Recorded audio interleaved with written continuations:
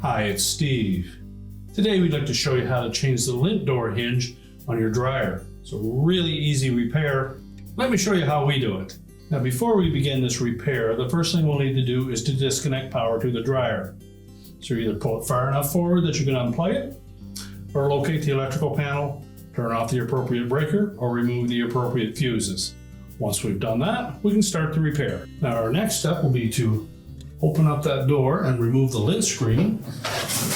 And we'll just set that aside. Then we're going to remove the two screws that secure the housing below to the main top. Use caution that we don't drop those down inside. Now next we need to release the spring clips that secure the top to the cabinet itself using a thin putty knife. Just fit into that gap until you feel the tension of the spring. Push in on it and lift up. And we'll do the same on the opposite side. And we'll need to make sure that we have that door fully open so that we can lift that top up. Either somebody to support that or have it far enough against the wall that we can lean it against it. If not, you'll need to secure it with some type of a lanyard. We can actually go in through the screw hole by that lint filter housing.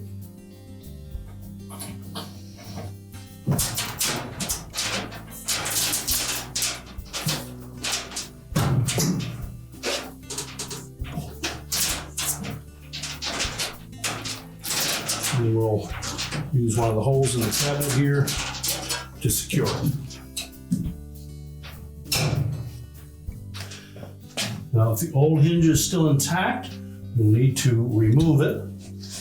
So just support that door and using a pair of needle nose pliers, we'll squeeze together the bottom of that hinge and then push it up through the opening.